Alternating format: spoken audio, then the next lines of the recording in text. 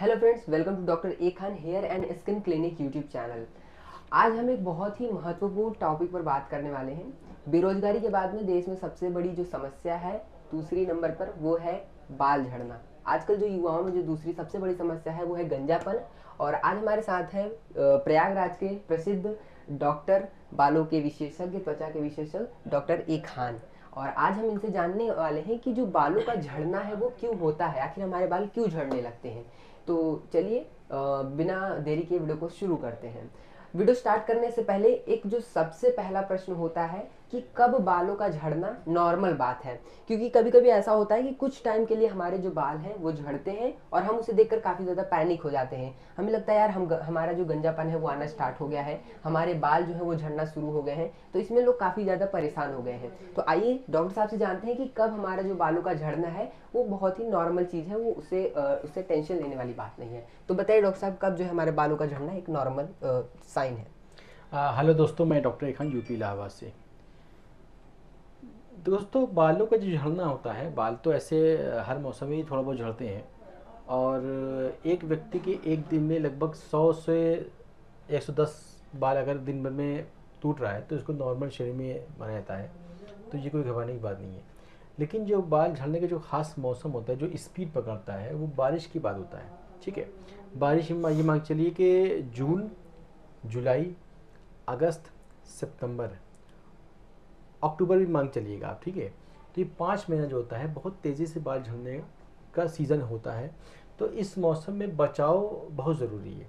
अगर इस पे ध्यान नहीं देंगे आप तो बहुत ज़्यादा बाल झड़ेगा। हालांकि इस मौसम में अगर 100 से 100 बाल झड़ रहे हैं तो उसको नॉर्मल माना गया है। लेकिन फिर भी किसी व्यक्ति के अगर 100 से 100 बाल से ज़्यादा झड़ रहे हैं तो उसको ध्यान देने की ज़रूरत है।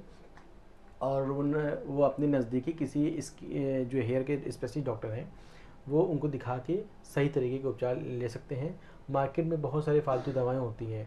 ठीक है, तो ऐसी अपने से कोई दवा मत यूज़ करिए, किसी अच्छी क्वालिफाइड डॉक्टर को दिखाइए और उसके अकॉर्डिंग आप ट्रीटमेंट करिए। ठीक है, तो यूज़ ठीक हो जाएगा। कुछ लोग हेयर फॉल का नाम सुनते ही गूगल पे सर्च करते हैं या फिर यूट्यूब पे सर्च करते हैं, अपने से कुछ दवा निकाल लेते हैं। उन दवाओं में एक दवा होती है मिनॉक्सिडिल नाम की। तो मिनॉक्सिडिल वक्ती समाधान है।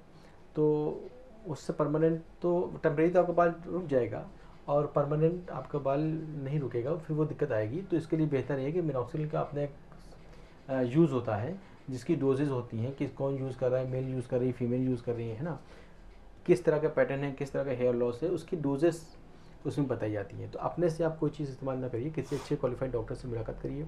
वो आपके स्किन को टेस्ट करेगा, उसके अकॉर्डिंग ही जो है आपको प्रेफर करेगा कि किस ग्रुप में, किस एज में, किस ब्लड ग्रुप में, किस तरह के पैटर्न में कौन सा पावर यूज़ करना है। वो डॉक्टर ही बता पाएगा, आप अपने से जज नहीं कर पाएंगे। ठीक है सर, अब हम अपना जो क्वेश्चन है वो पूछना शुरू करते हैं। तो शुरुआत में जो सबसे पहला प्रश्न है वो ये बताइए कि हमारे जो बालों का झड़ना है वो आखिर क्यों होता है, बाल क्यों झड़ते हैं। दोस्तों, झड़ने के लिए कई सारे रीज़न होते हैं। ठीक है, खास मुख्य रीज़न 3 होते हैं। पहला जो होता है एक जेनेटिक होता है। जेनेटिक की बात करें तो आदमी सोचा कि यार हमारे पापा का तो बाल ठीक है, हमारी मम्मी के भी बाल ठीक है, तो जेनेटिक कहाँ से हो गया। मसला ये तो जेनेटिक कहाँ से हो गया। तो जेनेटिक सिर्फ आपके मम्मी पापा से मतलब नहीं होता है। आपका 2 परिवार है, एक ननियाल है, एक दरियाल है। आप दोनों परिवार को देखेंगे और नीचे से ऊपर तक आप ये देखेंगे तो कहीं ना कहीं आपको ये पैटर्न बाल्डनेस वहाँ पे दिख जाएगी। तो पहले तो जेनेटिक प्रॉब्लम आती है। जेनेटिक प्रॉब्लम सिर्फ मम्मी पापा से नहीं है, आपको पूरा परिवार को देखना पड़ेगा। तो इससे आप जज कर सकते हैं, या किसी डॉक्टर से आप मुलाकात कर लीजिए, अच्छे डॉक्टर से, क्वालिफाइड डॉक्टर से, तो वो जज करके बता देगा कि आपका जेनेटिक है कौन सा है। तो एक तो जेनेटिक प्रॉब्लम हो गई। दूसरा हार्मोनल डिसबैलेंस होता है। हार्मोनल डिसबैलेंस एक एज में हो जाता है, ख़ासतौर से फीमेल को होती है और शादी के आसपास ये फीमेल में होती है और मेल में भी कुछ हद तक होती है। तो इसके लिए भी आप किसी डॉक्टर दिखा लीजिएगा। और तीसरा न्यूट्रिशन की कमी होती है। हमारे बॉडी में बहुत सारे मिनरल्स होते हैं, बहुत सारे विटामिन होते हैं जिसकी हमें बहुत ज़्यादा ज़रूरत होती है। तो बाहर का जो खान पान है, बाहर की जो लाइफ स्टाइल है, वो उससे हमें जो पोषक तत्व वो नहीं मिल पाते हैं। हमारी जो आप आज की लाइफ स्टाइल है बहुत मतलब भाग दौड़ बड़ी हो गई है। हम लोग सुबह नाश्ता कायदे से नहीं करते हैं, लोग सुबह खाना, दोपहर में खाना कायदे से नहीं खाते हैं। मार्केट में गए, समोसा खा लिया, चाट खा लिया, छोला खा लिया। ठीक है, या सुबह हमने चाय समोसा खा लिया, कोल्ड ड्रिंक पी लिया, बर्गर पिज़्ज़ा खा के गुजारा कर लिया। तो देखिए पहले आपकी हेल्थ है, खाना पीना पैसा कौड़ी तो सेकेंडरी चीज़ है। जब आपकी हेल्थ ही नहीं रहेगी तो आपका ऐसा पैसा किस काम का, ठीक हाँ, है। हेल्थ इज वेल्थ कहा जाता हाँ, है। तो पहले आप अपनी हेल्थ को फोकस करिए, ठीक है। आप क्या खा रहे कितना खा रहे उतना मतलब नहीं ना, आप थोड़ा खाइए, हेल्दी चीज़ खाइए, क्या दिक्कत है। मिसाल के तौर पे आपने मार्केट में चाय पी लिया, जितने पैसे के आप एक चाय पियेंगे उतने पैसे में आप एक केला खा लीजिए, तो केला खाने से आपका पेट भर गया और बॉडी में आपको न्यूट्रिशन मिल गया। तो बालों की देखभाल के लिए या हमारी बॉडी की देखभाल के लिए बहुत ज़्यादा पैसे की ज़रूरत नहीं है। आप थोड़े से पैसे से भी आप करिए, काफ़ी अच्छी अपनी बॉडी की ग्रोथ कर सकते हैं, आपके स्किन टोन बढ़ा सकते हैं, आपके हेयर भी अच्छी क्वालिटी के हो सकते हैं। तो पैसे का बहुत बड़ा रोल नहीं ना, आपका खान पान पे ध्यान रखिएगा तो आपकी प्रॉब्लम अपने आप सॉल्व हो जाएगी। तो हमारा जो दूसरा प्रश्न है डॉक्टर साहब वो ये है कि क्यों जो है सही तरीके से देखभाल जरूर है, अभी जो आपने बताया, क्यों जो है हमारे हेयर की जो केयर करना है वो क्यों सही तरीके से करना जरूरी है। देखिए हमारा शरीर ही हमारा सब कुछ है, ठीक है।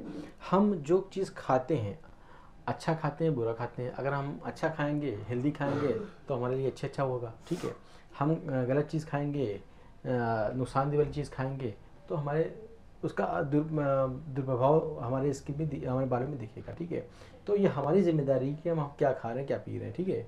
अब मिसाल के तौर पर कोल्ड ड्रिंक है, कोल्ड ड्रिंक का जीवन में क्या रोल है, ठीक है।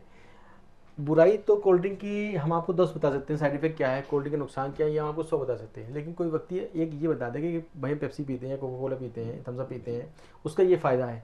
फ़ायदा आप नहीं गिना सकते। हम लोग शो ऑफ की लाइफ में जी रहे हैं, ठीक है।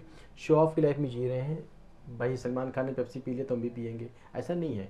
उनकी अपनी पर्सनल लाइफ है, आपकी अपनी पर्सनल लाइफ है, ठीक है। तो आपको अपने जीवन देना है, आप अच्छा खाइए, हेल्दी खाइए, और भले कम खाइए लेकिन हेल्दी खाइए, कोई दिक्कत नहीं ना। तो आपका सब कुछ मेंटेन रहेगा, हेल्दी लाइफ आप जिएंगे, हेल्दी स्किन रहेगी, हेल्दी बाल रहेगा। तो डॉक्टर साहब हमारा तीसरा प्रश्न ये है कि क्या किसी खास आयु वर्ग में ही बालों के झड़ने की आदत होती है, किसी स्पेसिफिक एज में हमारे जो बाल हैं वो झड़ना ही झड़ना, ऐसा कुछ होता है। देखिए हेयर फॉल की जो प्रॉब्लम होती है उसमें कई कैटेगरी होती है। एक तो जैसे हम देखते हैं हमारे पास स्टूडेंट तबका है। अब स्टूडेंट तबका क्या होता है कि एक शहर में रहता है और पढ़ने के लिए दूसरे शहर में जाता है। जब आप एक शहर से दूसरे शहर में जाएंगे तो हर शहर का अपना एक एटमॉस्फेयर होता है, हर शहर का अपना एक वातावरण होता है, ठीक है। तो जिस शहर में आप रह रहे थे और जिस शहर में आप गए हैं वहाँ का एटमॉस्फेयर थोड़ा सा अलग है, तो उसको एग्जॉर्व करने में आपको थोड़ा टाइम लगेगा, ठीक है। तो उस समय थोड़ा सा आपके हेयर फॉल हो सकता है, घबराने की बात नहीं ना। आप खाने पीने में ध्यान रखिए और वो चीज़ अपने आप ठीक हो जाएगी, वक्त के साथ साथ अपने आप ठीक हो जाएगी। एज जो होती है वो तो अगर 35-40 के आसपास है, कोई बंदा क्रॉस हो गया है तो वहाँ पे थोड़ा रीज़न होता है, बट जेनेटिक प्रॉब्लम है तभी वो होता है, अदरवाइज़ ज़रूरत नहीं पड़ती है। तो मुझे नहीं लगता कि बहुत खास एज की ज़रूरत है, नहीं। लेकिन 30-35 साल है तो उस एज में अपना ध्यान रखेंगे तो आगे भी आपके बाल बचे रहेंगे। उस एज में बहुत इंपॉर्टेंट चीज़ें हैं अपनी देखभाल करने के लिए, स्किन की भी, बॉडी की भी, बालों की भी। अब आप एक चीज़ क्लियर कर दीजिए, अगर किसी के परिवार में जेनेटिक है या मम्मी वाले में या पापा वाले में, तो उसके लिए क्या एज स्पेसिफिक है कि उसकी साइन है कि हाँ इस एज में उसके बाल झड़ना स्टार्ट हो जाते हैं। अगर जेनेटिक प्रॉब्लम किसी की आ रही है तो उसका एक बाउंडेशन मांग चलिए 35 से 40 वर्ष मांग चलिएगा। अगर आपकी उम्र 35 से 40 एज क्रॉस हो रही है तो आपको बहुत ध्यान रखने की बातें हैं। और यही एक ऐसी चीज़ है जो हमारे शरीर में बहुत तेज़ी से बदलाव आता है बालों के साथ साथ, जैसे थायराइड है, डायबिटीज़ है, ब्लड प्रेशर है, यूरिक एसिड है। इस तरह की कुछ बीमारियां हैं जो इस एज में और भी बढ़ती है, ठीक है। तो बहुत ध्यान देने वाली बात है, इस एज के जो भी महिलाएं हैं या पुरुष जो भी हैं तो बहुत ध्यान देने वाली बात है। अगर आप इस एज पे कंट्रोल करेंगे तो आपकी हेल्दी लाइफ हो जाएगी। बेहतर आपके लिए यह है कि डाइट के साथ साथ थोड़ा सा आप व्यायाम करें, सुबह जल्दी उठें। अगर आपके घर के आसपास कोई पार्क है तो उसमें पार्क में थोड़ा टहल लिया करें, थोड़ा सा एक्सरसाइज कर लिया करें। और अगर रात में कोशिश करें खाना खा के जल्दी सो जाएं। रात में खाना खाने में और सोने में थोड़ा सा 1.5-2 घंटे का अंतर रहे, और खाना खाने थोड़ा सा हल्का सा आगे वार्म कर लें, वॉक कर लें, तो और भी बेहतर आपका रिस्पॉन्स मिल सकता है और आपकी जो बॉडी है वो हेल्दी रहेगी और बेहतर आप लाइफ जी सकते हैं। इसके लिए थोड़ा सा आप व्यायाम करके के आप बेहतर लाइफ जी सकते हैं। तो डॉक्टर साहब एक और जो सबसे बड़ा मिसकंसेप्शन है अब वो ये है कि जैसे अब हमारे जैसे जो यूथ है, जो युवा हैं, वो जाते हैं जिम जाते हैं, तो जिम जाने से अब ये बहुत सारे लोग ये कहते हैं कि अगर आप जिम जा रहे हैं तो आपके यहाँ के जो बाल हैं बहुत तेज़ी से जो है घटना स्टार्ट होता है, आपके बाल झड़ने लगते हैं, आप गंजेपन का शिकार हो सकते हैं जिम बहुत ज़्यादा करने से। ऐसा कुछ होता है?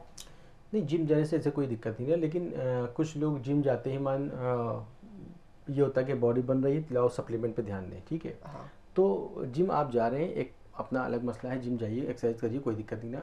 लेकिन वहाँ जो सप्लीमेंट्स होते हैं उस पर थोड़ा ध्यान दीजिए। सप्लीमेंट 3 तरह के होते हैं, एक प्रोटीन होता है, वे प्रोटीन, सोया प्रोटीन, एक प्रोटीन क्रेटीन, इस टाइप का प्रोटीन होता है, ठीक है, जिसके अपने बहुत सारे साइड इफ़ेक्ट्स भी होते हैं, ठीक है। तो अगर कोई जिम वाला कोच आपको कह रहा है कि भाई आपकी बॉडी में प्रोटीन की कमी है, आप ये पाउडर ले लीजिए, आपको बूस्ट करेगा, ठीक है, तो आप उसकी बात सुन लीजिए और ये देखिए वो कौन सा प्रोटीन दे रहा है, वे प्रोटीन दे रहा है, सोया प्रोटीन दे रहा है, एक प्रोटीन दे रहा है, ठीक है, उसकी बात सुन लीजिए। मान लीजिए कोई बंदा आपको वे प्रोटीन दे रहा है, तो आप घर जाके गूगल पे सर्च करिए कि वे प्रोटीन हमको नेचुरल सोर्स कैसे मिलेगी, ठीक है। जब आप ऑनलाइन स्टडी कर लेंगे, गूगल पे भी स्टडी कर लेंगे या बुक्स में पढ़ेंगे, तो गूगल आप या बुक्स में आप जो भी स्टडी करेंगे उसमें बहुत सारे आपको थ्रोट्स दिखाई देंगे कि वे प्रोटीन या जो भी प्रोटीन है वो कैसे नेचुरल फॉर्म में आप उसको यूज़ कर सकते हैं, तो आपको एक अच्छा ग्रोथ मिल जाएगी। मिसाल के तौर पे आप सोया बीन होती है, आप सोयाबीन खाएं, आप राजमा खाएं, आप मूंगफली खाएं, तो इसमें एक अच्छी खासी मात्रा जो है प्रोटीन की मिल जाएगी। और जो लोग वेजिटेरियन भी हैं उसके लिए भी बेहतर है, आप खा सकते हैं। अगर नॉन वेजिटेरियन भी हैं तो आप एग का भी इस्तेमाल कर सकते हैं, अंडे का, तो उसमें भी आप खा सकते हैं। अगर आप प्योर वेज हैं तो सोयाबीन, राजमा और मूंगफली से भी आप काम चला सकते हैं। उसमें सप्लीमेंट से कहीं ज़्यादा आपको प्रोटीन मिल जाएगी। और दूध का इस्तेमाल करिए। तो हमने जो है समस्या के बारे में जान लिया, समस्या क्यों होती है उसके कारण के बारे में जान लिया। अब आइए जानते हैं कि इसका जो सरल और सीधा उपाय है, अगर आप अभी इस चीज़ को फेस कर रहे हैं तो सबसे सरल और सीधा उपाय क्या है। तो डॉक्टर साहब हमें बताइए कि जो बाल झड़ने की समस्या है इसका जो सरल और सबसे सीधा उपाय है वो क्या है। उपाय दोस्तों ये है कि हम आपको पहले ये देखें कि हम किस मौसम में हैं, ठीक है। जाड़ा है, गर्मी है, बरसात है। मिसाल के तौर पर बरसात ख़त्म हो रही है, अब जाड़ा आ रहा है, ठीक है। तो जाड़ा जो होता है वो एक तरह से ड्राइनेस का मौसम होता है और इस मौसम में डैंड्रफ बहुत ज़्यादा हो जाता है, ठीक है। तो कोशिश करें, मार्केट में जो शैम्पू यूज़ कर रहे हैं तो उसको आप यूज़ कर देख, उसको पहले आप स्टडी कर रहे हैं, या कोई भी कॉस्मेटिक आप यूज़ कर रहे हैं तो उसमें लिखा होता है for aloe vera, for oily skin, for dry skin, ऐसे बहुत सारी चीज़ लिखी होती है। स्पेशली मैं शैम्पू की बात कर रहा हूँ। तो अगर मार्केट में जो भी शैम्पू है, ख़ासतौर से जाड़े के मौसम में अगर शैम्पू यूज़ कर रहे हैं तो उसको आप देख लीजिए, अगर एंटी डैंड्रफ टाइप का हो तो आप जाड़े में यूज़ कर सकते हैं, तो वो आपके लिए बेहतर होगा। जो भी कंपनी का है आप मार्केट में देख के यूज़ कर सकते हैं, कोई दिक्कत नहीं ना। अगर बारिश का मौसम है तो बारिश का मौसम जो होता है वो एक नमी का मौसम होता है और हमारी जो स्किन होती है बारिश में वो बॉडी में मतलब ऑयल जनरेट करती है, ठीक है। अक्सर आपने देखा होगा गर्मी के मौसम में या बारिश के मौसम में इसको ऐसे करते हैं, ऑयल टाइप का निकलता है, ठीक है। तो आपकी बॉडी से ऑयल जनरेट होता है, ठीक है। फेस पे तो आप फेस वॉश करके उसको ठीक कर सकते हैं, बट हेड पे आप, ये सर पे आपको फेस वॉश नहीं कर सकते हैं, ठीक है। तो ये आपके ऑयल जनरेट सर से भी होती हैं। तो अक्सर जैसे लोग होते हैं कि उसको ऐसे ऐसे करते हैं तो वाइट मैल निकलती है, सोचते हैं लॉट्स ऑफ डैंड्रफ हो गया है, तो वो डैंड्रफ नहीं होता है, वो आपकी बॉडी से ऑयल जनरेट होता है। वो आपकी स्किन ही इसी टाइप की है, उसको नेगेटिव मत लीजिएगा, ये पॉजिटिव स्किन होती है। कुछ लोग इसको ठीक करने के लिए एंटी डैंड्रफ शैम्पू यूज़ करते हैं, लेकिन वो डैंड्रफ से ठीक नहीं होता है, ठीक है। तो अगर इसको आपको परमानेंट ठीक होना है तो कोई दवाओं की ज़रूरत नहीं होती है। इसके लिए बेहतर ये कि आप अपनी लाइफस्टाइल को थोड़ा चेंज करिए, पानी की क्वांटिटी बढ़ाइए। आप जो लाइफ जी रहे हैं उसमें पानी बहुत इंपॉर्टेंट होता है, तो अपनी खान पीने में पानी की क्वांटिटी बढ़ाइएगा और ऑयली चीज़ कंट्रोल करिएगा। जब वाटर लेवल बढ़ेगा, ऑयल चीज़ कंट्रोल होगा तो ये चीज़ें अपने आप ठीक हो जाएगी, बहुत दवा की ज़रूरत नहीं है। कुछ लोग इसको ठीक करने के एंटी डैंड्रफ यूज़ करते हैं, ज़रूरत नहीं है। बारिश में शैम्पू की बात करें अगर हम, तो शैम्पू देखिए आपका ऑलरेडी जनरेट हो रहा है, ठीक है। तो हमको कुछ ऐसा यूज़ करना है कि आपकी स्किन थोड़ा ड्राई रहेगा, तभी आपका हेयर फॉल रुकेगा, तभी और भी चीज़ें आपकी बेहतर होगी। तो मार्केट से कोई भी ठीक ठाक शैम्पू ले लें, उसको यूज़ कर लें, लेकिन ऐसा शैम्पू यूज़ ना करें जिसमें कंडीशनर हो, जिसमें मॉइस्चराइज़र हो, जिसमें एलोवेरा मिला हो। ये 3 चीज़ और ध्यान रखिएगा। तो ऐसे शैम्पू मत यूज़ करिए। खास तौर से हम 2 ब्रांड के नाम दे रहे हैं, जैसे मार्केट में डव आता है और पैंटीन आता है। ये 2 शैम्पू जब आप मार्केट में देखेंगे तो इसमें काफ़ी ज़्यादा कंडीशनर होती है। तो ये 2 शैम्पू रोक दिएगा, डव, पैंटीन, ये 2 शैम्पू रोक दिएगा। मार्केट से कोई भी शैम्पू यूज़ कर लीजिएगा। इसके अलावा तो आपको बाल हेल्दी मिल जाएगा, ये बेहतर आपको रिस्पॉन्स मिल जाएगा। तो डॉक्टर साहब ये हमारे जो प्रश्न है इनका समाधान हो गया है। अब मेरा एक प्रश्न है और वो ये है कि जब मेरे साथ भी एक बार ऐसा हुआ, मेरे बाल झड़ रहे थे, थोड़े से झड़े, तो मैं परेशान हो गया कि हाँ आजकल सब लोग बोल रहे हैं तो मेरे को भी जो है मेल बॉल्डनेस होने लगा है।